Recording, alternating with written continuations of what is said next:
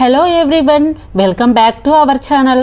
First time ఎవరైనా మన channel చూస్తున్నట్టయితే వెంటనే ఛానల్ సబ్స్క్రైబ్ చేసి లైక్ చేసి షేర్ చేయండి. అలాగే పక్కనే ఉన్న బెల్ ఐకాన్ క్లిక్ చేయండి. అలా క్లిక్ చేయడం ద్వారా మనం పెట్టిన వీడియోలు మీకు నోటిఫికేషన్ ద్వారా అప్డేట్స్ అనేవి వస్తాయి. మరి పొదరిల్లు సీరియల్లో కులదైవం గుడికి వెళ్ళాలనుకున్న నారాయణ ఫ్యామిలీ మరి గుడికి వెళ్ళాలని అనుకుంటారు. సిద్ధాంతి చెప్తారు. మరి అలా సిద్ధాంతులు మీరు ఒక మొక్కును మర్చిపోయారు కాబట్టి మీకు ఇలాంటి పరిస్థితులు వచ్చాయి, మీ కొడుకులకు ఇన్ని బాధలు ఉన్నాయి, ఇన్ని కష్టాలు భరిస్తున్నారు, మీరు వెళ్ళి ఆ కులదేవత మొక్కు తీర్చుకుంటే మీకు ఇక ఏమో జరగదు, మీరు అంతా సంతోషంగా మీ ఫ్యామిలీ అంతా పిల్ల పాపలతో హ్యాపీగా ఉంటారు అని సిద్ధాంతి వాళ్ళు చెప్తారు. అలా సిద్ధాంతి వాళ్ళు చెప్పినప్పుడు ఇక మరి నారాయణ ఆలోచిస్తాడు, ఇప్పుడు కులదేవత గుడికి వెళ్ళాలా, ఇప్పుడు కులదైవ గుడికి ఊరికి వెళ్తే గతంలో జరిగిన నా బాధలు, నా భార్య చనిపోవడానికి కారణమైన వాళ్ళు, నా భార్యని నేను హత్య చేసినట్టు నా పైన ముద్రపడిన విషయము నా కొడుకులకు నిజం తెలిస్తే ఇప్పుడు ఏమవుతుంది, నా కొడుకుల భవిష్యత్తు ఏంటి, ఈరోజు వాళ్ళు నిజం తెలుసుకునే పరిస్థితి వచ్చింది, ఇప్పుడు ఏం చేయాలి అని భయపడుతూ ఉంటాడు. ఇక నారాయణను కులదేవత గుడికి వెళ్ళాలి, మొక్కు తీర్చుకోవాలని కొడుకులు చాలా ఒత్తిడి చేస్తూ ఉంటారు. ఒకవేళ నువ్వు రాను అంటే మేము వెళ్తాము, నువ్వు ఇక్కడే ఉండిపో, కాకుంటే కులదేవత గుడి ఎక్కడుందో మాకు చెప్పు, మేము వెళ్తాము అని అలా అడుగుతూ ఉంటారు. అలా అడిగేసరికి ఇక కులదేవత గుడి గురించి అస్సలు నారాయణ చెప్పాడు. ఇలా అంటారు, అసలు నువ్వు రాకుంటే రాకు, మేము వెళ్తాము, అసలు ఆ కులదేవత గుడి ఎక్కడుందో మాకు మాత్రం చెప్పు, మేము వెళ్ళి మొక్కు తీర్చుకొని వస్తాము అని కొడుకులు ఇలా అడగగానే అసలు నారాయణ దగ్గర సమాధానం ఉండదు, సైలెంట్గా ఉండిపోతారు. ఇక అప్పుడు మహాలక్ష్మి అంటుంది, ఏంటి మీ కొడుకులు సంతోషంగా ఉండడం మీకు ఇష్టం లేదా, కులదేవత గుడికి వెళ్ళి మొక్కు సమర్పిస్తే మీకున్న దోషం పోతుంది, కుటుంబం హ్యాపీగా ఉంటుందని సిద్ధాంతి గారు చెప్తే మీకు అర్థం కావడం లేదా, ఒకవేళ మీ కొడుకులు సంతోషంగా ఉండడం ఇష్టం లేదా, ఎందుకు ఇలా సైలెంట్గా ఉంటున్నారంటే మహాలక్ష్మి అంటుంది, లేదమ్మా అక్కడికి వెళ్ళిన మాత్రాన మన కష్టాలు బాధలు దోషాలు తీరుతాయి అనుకోవడం మన భ్రమ, నువ్వు అక్కడ ఏమైనా ఏం జరిగేది లేదు ఊరుకోండి అంటే, అక్కడ ఏమైనా గండిపేట రహస్యం ఏమైనా ఉందా ఏంటి, అసలు చెప్పడానికి అంత ఇబ్బంది పడుతున్నావేంటి, అక్కడికి వెళ్ళడానికి ఏంటి ప్రాబ్లం, అసలు అక్కడ ఏదైనా విషయం ఉందా, మన వాళ్ళు ఎవరైనా ఉన్నారా, అసలు ఎందుకు కులదేవత గుడికి వెళ్ళొద్దంటున్నారు ఏంటి, నువ్వు ఈరోజు చెప్పకుండా ఏ రోజైనా మేము ఆ కులదేవత గుడి గురించి మేము నిజం తెలుసుకున్నాం అనుకో, నిన్ను వదిలేసి మేమందరం కులదేవత గుడికి వెళ్తాము, నువ్వు చెప్పేది ఉంటే చెప్పు అని చక్రి అంటాడు. ఇక నువ్వు చెప్పేది ఉంటే చెప్పు, లేదంటే లేదు అనగా ఇక నారాయణ అంటాడు, నా కొడుకుల్ని ఒంటరిగా నేను ఆ గుడికి పంపించలేను, ఒకవేళ నా కొడుకుల్ని గుడికి పంపించి నా కొడుకులను అక్కడికి పంపించి ఏం జరుగుతుందో ఏంటో అని నేను టెన్షన్తో నిస్సహాయతతో ఉండలేను, ఇక నేను కులదేవత గురించి చెప్తాను, ఇక ఏం జరిగితే అది జరగని నా కొడుకులకు చెప్తాను, ఇక నేను మిమ్మల్ని తీసుకొని ఆ ఊరికి వెళ్తాను, ఆ ఊరు ఎక్కడుంది ఏంటి అని ఎక్కడుందని చెప్పకుండా ఎలా తీసుకెళ్తావు కులదేవత గుడికి, చెప్పొచ్చు కదా ఎక్కడుందో అని అంటారు. నేను చెప్తాను కదా, నేను వస్తున్నాను కదా, ఏంటి ఇప్పుడు అంటాడు నారాయణ. ఇక అప్పుడు సరే నారాయణ, ఈరోజు సాయంత్రము అందరం కలిసి కులదేవత గుడికి వెళ్దాము అని అందరూ నిర్ణయించుకుంటారు. ఇక అప్పుడు కులదేవత గుడికి వెళ్ళాలి అంటే ఏం దగ్గరేం లేదు, చాలా దూరము, నైట్ అంతా జర్నీ చేసుకుంటూ ప్రయాణం చేస్తూ వెళ్ళాలి, దగ్గర 1-2 గంటల్లో వెళ్ళేది లేదు, మనము ఒక రోజు నైట్ అంతా జర్నీ చేస్తూ ఉండాలి. ఇక అలా మనము సరదాగా ఎక్కడికి వెళ్ళింది లేదు, మన అందరం కలిసి ఎక్కడికి కూడా వెళ్ళలేదు, ఏదో ఇక్కడక్కడ తిరిగాం తప్ప ఎక్కడికి అందరం కలిసి వెళ్ళలేదు. ఇక సరే అదో ఎంజాయ్మెంట్గా ఉంటుంది, మనం ఎక్కడికి వెళ్ళలేం కదా, సరే అలానే వెళ్దాము, చాలా ఎంజాయ్గా ఉంటుంది అందరం కలిసి వెళ్తే అంటే ఇక నారాయణ అనుకుంటాడు, ఏంటో ఏమో ఏ ఎంజాయ్ ఏమో, అక్కడికి వెళ్తే ఏం తెలుసుకోవాల్సి వస్తుందో, ఏం వినవలసి వస్తుందో, ఏం గొడవలు జరుగుతాయో, మీరేమో ఎంజాయ్ అంటారు అని నారాయణ కంగారు పడుతూ ఉంటాడు. ఇక అందరు కలిసి కులదేవత గుడికి బయలుదేరుతూ ఉంటాడు. అలా అందరు సంతోషంగా బయలుదేరుతారు, కానీ నారాయణ ఫేస్లో సంతోషం మాత్రం ఉండదు. ఏంటి ఈయన అసలు ఇక కోటర్ పట్టుకొని ఉంటాడు, ఎప్పుడు చూసినా తను కోటర్ పట్టుకొని చేతిలో పట్టుకొని ఉండాలి. ఇప్పుడు ఈరోజు ఏంటి తన ఫేస్లో టెన్షన్ ఏదో ఉంది, అసలు ఎందుకు అంత ప్రశాంతత కనబడుతుంది, ఏదో దాస్తున్నాడు అసలు అంటారు.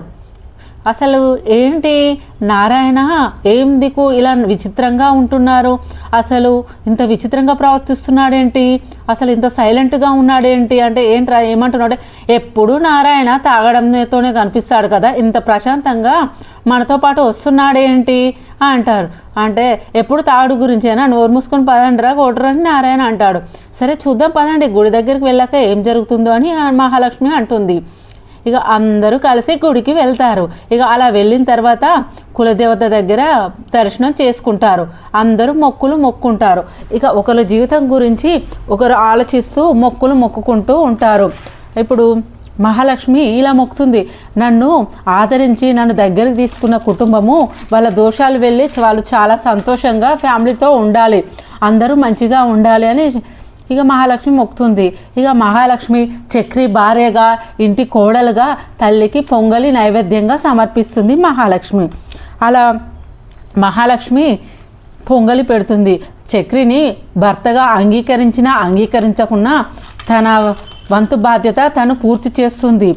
అయితే అమ్మాయి వేళ వేషం అమ్మాయి వచ్చిన విశిష్టత, ఇక మీ ఇదట మీకు అన్నీ మంచిగానే జరుగుతాయి, ఇక మీరు పట్టింది బంగారం అవుతుంది అని ఆ పంతులు గారు అంటారు.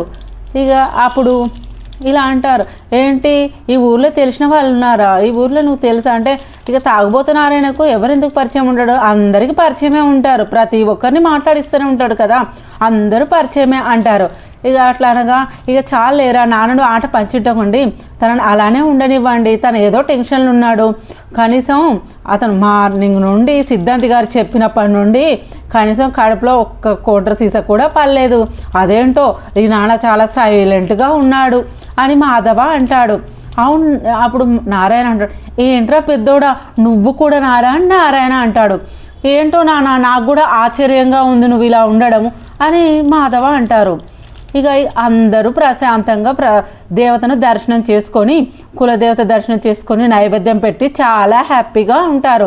ఇక ఇలా అనుకుంటారు, ఈ మాత్రానికి నారాయణ ఎందుకో ఇంతగానో అట్లా చేశాడు వెళ్దామంటే, ఈ ఊరు నారాయణకి ఎందుకు నచ్చలేదో, ఎవరో మనల్ని చంపేసి శత్రువులు ఉన్నట్టు, మనకు దీర్ఘకాలిక శత్రువులు ఉన్నట్టు ఎందుకో ఫీల్ అయిపోయాడు నారాయణ, దీనికే నా చెప్పమంటే అంతగానో చెప్పకుండా ఉన్నాడు అంటే, పోనీలేరా మన కుటుంబం చాలా సంతోషంగా దర్శనం చేసుకున్నాము, ఇక మనకు కావాల్సింది ఏముందిరా ఇదే కదా, ఇప్పుడు చాలా సంతోషంగా ఉంది కదరా దర్శనం చేసుకున్నందుకు అని అందరూ సంతోషంగా కూర్చొని ఉంటారు.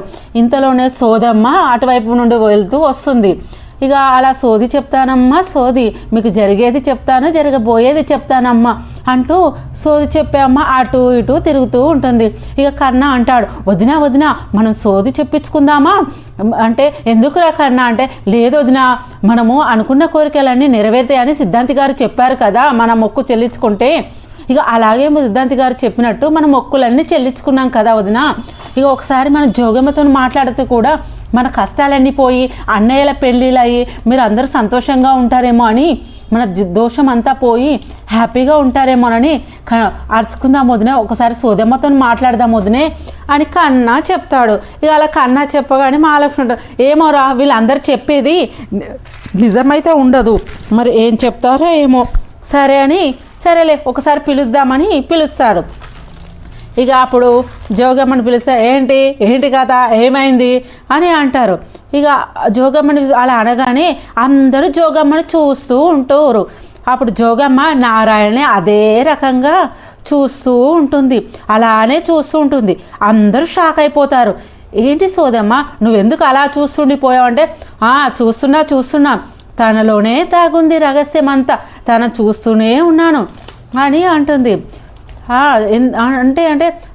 ఎందుకంటే మీ 18 ఏళ్ల క్రితమే ఈ పెద్ద మనిషి మిమ్మల్ని అందరినీ దూరంగా తీసుకువెళ్ళిపోయాడు, మీ నీడ కూడా ఇక్కడ పడకూడదని ఈ పెద్ద మనిషి తీసుకొని మిమ్మల్ని అందరినీ వెళ్ళిపోయాడు ఇక్కడ నుంచి ఈ పెద్ద మనిషి అని అంటది జోగమ్మ. ఏంటి జోగమ్మ ఏంటి మీరు చూసింది చూసినట్టు విన్నట్టు మాట్లాడుతున్నారేంటి, మీరేమైనా వెనుకట మా ఇంటి పక్కన అటు ఇటు ఉండేవాళ్ళ అంటే అంటారు.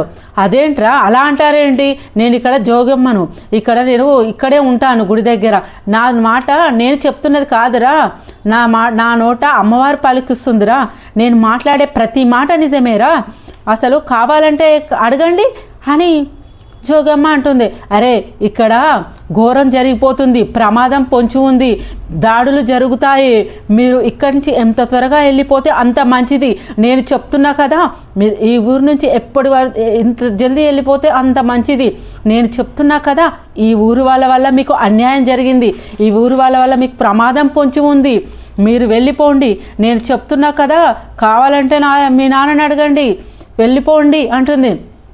ఏంటి అవునా, తన భార్యకు చావు కారణము, తన భార్య ఎలా చనిపోయిందో అన్నీ తెలుసు, ఈ పెద్ద ఆయన అగ్నిగోళం గుండెల్లో మోస్తున్నాడు, ఒకవేళ అది బయటపడిన రోజు అగ్నిగోళం అయిపోతుంది, ఈయన పేరుకు తాగుబోతుగా తిరుగుతుంటే చూస్తుంటే పెద్ద అగ్నిపర్వతం మోస్తున్నది, తన భార్య గొప్ప ఇల్లాలు, తన భార్యతో కలిసి చాలా ప్రేమగా గొప్పగా బతకాలనుకున్నాడు, తను ఒకరి సొమ్ము కోసం ఎవరి కోసం ఎదురు చూడలేదు, తనను తానుగా ఇష్టపడి పెళ్లి చేసుకున్నాడు, తనను ఇష్టపడి పెళ్లి చేసుకొని మిమ్మల్ని కన్నాడు, సంతోషంగా ఉన్నాడు అంటుంది. ఇక గొప్పింటి ఆమెను పెళ్లి చేసుకుంటే లోకం ఏమంటుంది, డబ్బు కోసమే తనను పెళ్లి చేసుకున్నాడు, తన ఆస్తికి ఆధారపడి పెళ్లి చేసుకున్నాడు, ఆమె ఇక గొప్పదని లోకం మొత్తము తప్పుపట్టి ఆ మనిషిని మింగేసిందని లోకం తప్పు పట్టింది. అసలు మీ అమ్మకు చావడానికి కారణము ఉంది, నేను అంటే ఏంటమ్మా మాకేం అర్థం కావడం లేదంటే ఒక గొప్ప మంచి అమ్మాయిని గొప్పింటి అమ్మాయిని పెళ్లి చేసుకున్న ఈయన మనసు చాలా మంచిది, తిను చాలా మంచివాడు, గొప్ప మనిషి, అందరి దృష్టిలో తిను తాగుబోతుగా పేరు తెచ్చుకున్న ఇతను చాలా మంచివాడు, పేరుకు జైలుకి వెళ్ళానని పేరు తెచ్చుకున్న ఇతను తన గుండెల్లో ఉన్న బాధని, తన లోపల రోజు రోజు కుమిలిపోతున్న ముచ్చటని ఎవ్వరికీ చెప్పలేక బాధపడుతున్నాడు. ఆమె గొప్పింటి ఇల్లాలు, ఆమె ఎంతో మంచిది తన భార్య, గొప్పింటి ఇల్లాలను తిను మాత్రం పెళ్లి చేసుకోవడానికి కారణం ఏంటి, తను మాత్రమే చెప్పగలడు. ఇక కథ ముంగటికి వచ్చాక తిను మీ దగ్గరకు దాపెట్టడం, ఈ ముచ్చట మీ దగ్గర దాపెట్టడంలో ఫలితం లేదు, ఇప్పుడు కులదేవత కావాలని మిమ్మల్ని ఇక్కడికి రప్పించుకుంది, ఇక జరిగిన నిజాలను గతాన్ని మీరు తెలుసుకోవాలి, ఇప్పటికైనా నీ గతాన్ని ముందు నోరు తెరువు నారాయణ, నీ పిల్లల ముందు నీ భార్య ఎందుకు చనిపోయిందో చెప్పు నారాయణ, నీ మీద ఎందుకు నింద పడిందో చెప్పు నారాయణ, నువ్వు ఎందుకు జైలుకు వెళ్ళావో చెప్పు నారాయణ, నీ కొడుకులు నాలుగు స్తంభాలుగా గుడి స్తంభాలుగా ఉన్నారు, ఒకవేళ ఎవరైనా జోలికి వచ్చినా వాళ్ళను చీడ్చి చెండాలి వదిలిపెట్టారు, ఇప్పటికైనా నువ్వు నోరు విడిచి నిజం చెప్పు నారాయణ, అమ్మ నిన్ను ఇక్కడ నిజం చెప్పడానికే తీసుకొచ్చింది నారాయణ, ఇప్పటికైనా నువ్వు నిజం నోరు తెరిచి చెప్పు నారాయణ, జోగమ్మ జోగో జోగో అని జోగమ్మ అంటుంది.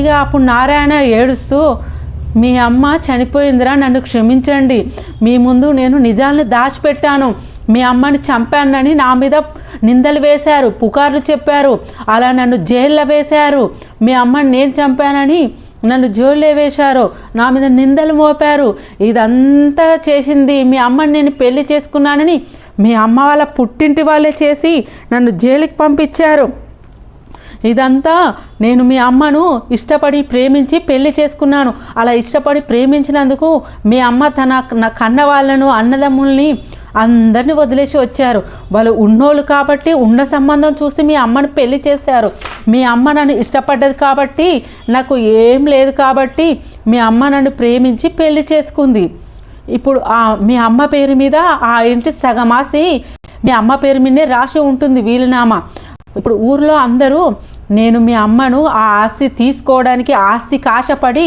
ఆస్తి మీద మోజుతో మీ అమ్మని పెళ్లి చేసుకున్నానని ఈ ఊరు వాళ్ళందరూ అనుకున్నాడు, ఏనాడు నేను మీ అమ్మ ఆస్తి గురించి నేను ఆలోచించలేదు, ఎప్పుడు కూడా మీ అమ్మ రూపాయి గురించి నేను ఆలోచించలేదు, మీ అమ్మను నేను మహారాణిలా చూసుకున్నాను, మీ అమ్మ కాలు కింద పెడితే మట్టి అందకుండా చూశాను, కానీ పుట్టింటి వాళ్ళ ఆస్తి కోసం నేను ఏ రోజు ఎదురు చూడలేదు, ఇక మొత్తానికి ఆస్తి పంపకాల దగ్గరికి వచ్చింది, అలా ఆస్తిలో తన సగ భాగం వాళ్ళ మీ అమ్మ పేరు మీద రాసి ఉన్నారు, ఇక అందరూ కలిసి సగ భాగము మీ అమ్మకి ఇచ్చేసి మిగతాది సగం వాళ్ళని తీసుకోమని చెప్పారు, ఇక అప్పుడైతే వాళ్ళ అన్న ఎప్పుడైతే నన్ను పెళ్లి చేసుకుందో అప్పుడు నిర్ణయించుకాడు, ఆస్తిలో నేను ఒక్క రూపాయి కూడా ఇవ్వను, ఆస్తి మొత్తం మాకే చెందాలని అప్పుడు నిర్ణయించుకున్నాడు, ఇక ఒక్క రూపాయి కూడా ఇవ్వలేదు, ఇక అలా ఒకవేళ ఆస్తి ఇస్తే మన కింద డ్రైవర్గా బతికిన వాడు ఇప్పుడు మనం ఆస్తి ఇస్తే మనతో సమానంగా కుర్చీలో కూర్చుంటాడు.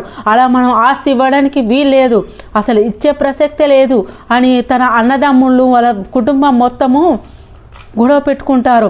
కాకుంటే ఆస్తి మొత్తం తన పేరు మీద రావాలంటే, తన అన్న పేరు మీద షిఫ్ట్ కావాలంటే తన చెల్లెలు సంతకం పెట్టాలి.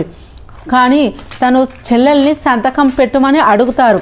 అప్పుడు వాళ్ళ చెల్లెలు అడుగుతుంది, నాకు ఆస్తి వద్దు, అసలు నా దగ్గరికి మీరు ఎందుకు వచ్చారు, ఇప్పుడు మీ చెల్లెలు మీకు ఇప్పుడు ఎందుకు గుర్తుకొచ్చింది, ఏంటి ఆశ కోసం మీ చెల్లి నేను గుర్తుకొచ్చిందా, ఇప్పుడు నేను ఆస్తి కోసం మీకు నేను సంతకాలు పెడితే నేను మీ ముందు ఓడిపోయిన దానిలా ఉంటాను. సంతకం కోసం మీ దగ్గరికి వస్తే నేను ఆస్తి కోసమే ఉన్నట్టయితుంది. నాకు ఆస్తి అంతస్తులు వద్దు, నాకు మీ ప్రేమ అనురాగాలు కావాలి. నా ఆస్తి మొత్తం మీ పేరు మీద రాసి అమ్మ నాన్న కోరికను నేను చంపలేను, వాళ్ళను ఇబ్బంది పెట్టలేను, అయినా నేను రాయలేను అని అంటుంది వాళ్ళ చెల్లె. ఇక పైగా అన్నదమ్ములకు మా కింద పనిచేసే వాడిని పెళ్లి చేసుకొని వాడిని బతికించి వాడిని పెద్ద చేస్తుంది అని వాళ్ళ బాధ. ఒకవేళ నారాయణను చేసుకున్న ఆవిడ ఆస్తి ఇస్తే కూలిగాడిగా వచ్చిన నారాయణ జమీందారిగా బతకడానికి లేదని, ఆ కుటుంబం ఎప్పటికీ కూలిగానే బతకాలని ఇక చెల్లెలకు ₹1 ఇయ్యారు. ఇక అలా సంతకం పెట్టడానికి చెల్లెలు కూడా ఒప్పుకోదు. అలా ఒప్పుకొని చెల్లెల్ని పగబట్టి చంపేస్తారు. అదే సమయానికి నారాయణ అక్కడికి వస్తాడు. అలా వచ్చిన నారాయణ పైన ఆ కత్తి పెట్టి చేతిలో పెట్టి ఇక ఊరు వాళ్ళందరికీ తన భార్యను ఆస్తి గురించి తనే చంపేశాడు, ఆస్తి కోసమే డ్రామా చేసి పెళ్లి చేసుకున్నాడని అంతా పుకారు లేపుతారు. అలా పుకారు లేపి నారాయణను జైలుకు పంపించేస్తారు నారాయణ భార్య అన్నదమ్ముళ్ళు. ఇక అలా జరిగింది. తన తల్లి ప్రాణాలు పుట్టింటి వాళ్ళే తన తల్లిని పొట్టన పెట్టుకున్నారని నారాయణ ఇక తన కొడుకులకు చెప్తారు. కాకుంటే ఈ విషయము నారాయణ ఎప్పుడో చెప్పొచ్చు, కాకుంటే తన తల్లికి కారణమైన వాళ్ళ మీద పగ తీర్చుకొని మీరు ఏమైపోతారో ఏమో అని మిమ్మల్ని బాధ పెట్టొద్దు, మీకు ఏం విషయం తెలియవద్దని నారాయణ మీకు చెప్పలేదు ఇన్ని రోజులు. ఇక నారాయణ తాగుడికి అలవాటు అయిపోయి అగ్నిపర్వతం గుండెలో దాచుకొని చస్తూ బతుకుతూ ఈరోజు నారాయణ అనే పేరు, తాగుబోతు నారాయణ అనే పేరుగా మిగిలిపోయాడు. ఇక ఈ నారాయణ ఇక మీ అందరి ముందు తాగుబోతు నారాయణగా మిగిలిపోయారురా. ఈ నారాయణ ఎప్పుడు కూడా తాగుబోతు నారాయణ కాదురా, నా పిల్లలు, నా భార్య, నా ప్రపంచం రా. నా భార్యను పొట్టలు పెట్టుకున్నారా. నేను నా భార్యను చంపుకోకపోయినా నా భార్యను చంపిన వాడిలాగా గుర్తింపు పొంది ఇలా తాగుబోతు నారాయణగా నేను మిగిలిపోయానురా అని చాలా ఏడుస్తూ చెప్తూ ఉంటాడు నారాయణ. ఇక తల్లి తరపున వాళ్ళు చాలా కోటీశ్వర్లై నిజం తెలుసుకున్న నలుగురు అన్నదమ్ముళ్ళు ఇప్పుడు రగిలిపోతారు, మండిపోతారు. ఏంటి మా అమ్మని ఇలా చంపేశారు, అసలు వాళ్ళని వదిలిపెట్టాము, ఇన్ని రోజులు ఇన్నేళ్ళ తర్వాత ఈ విషయం పక్కన పెట్టావు, మాకు ఆశ లేదా, మమ్మల్ని ఇంత బికారిగా ఉంచావు, మా తల్లి ప్రేమకు దూరం చేసి మమ్మల్ని ఇలా బాధకు గురి చేసిన ఆ కుటుంబాన్ని మేము వదిలిపెట్టాము, మేము ఇంత క్షోభ అనుభవించామో వాళ్ళని వదిలిపెట్టే ప్రసక్తి లేదు, అసలు వాళ్ళ సంగతి చూస్తాము అని అంటారు నలుగురు అన్నదమ్ములు. లేదురా లేదు, మీరు ఇప్పుడు తల్లి మీద పగ తీర్చుకోనికి మీ తల్లి గురించి ఆ కుటుంబం దగ్గరికి వెళ్తే మిమ్మల్ని కూడా పొట్టన పెట్టుకుంటారా, వేదురా లేదు మీరు వెళ్ళొద్దురా,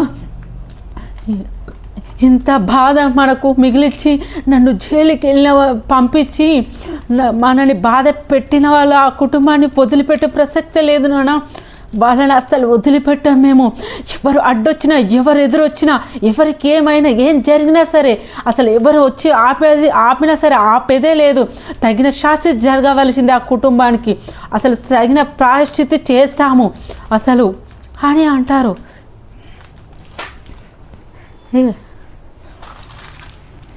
ఇక నా అన్నయ్యలను మా అమ్మకు అన్యాయం జరిగింది, నా అన్నయ్యలకు అన్యాయం జరిగింది, నా అన్నయ్యలకు సపోర్టుగా నేను కూడా ఉంటాను, నా అమ్మకు అన్యాయం జరిగింది, నేను అన్నయ్యలకు సపోర్టుగా ఉంటాను అని కన్నా కూడా ఎమోషనల్ అవుతూ మాట్లాడతారు.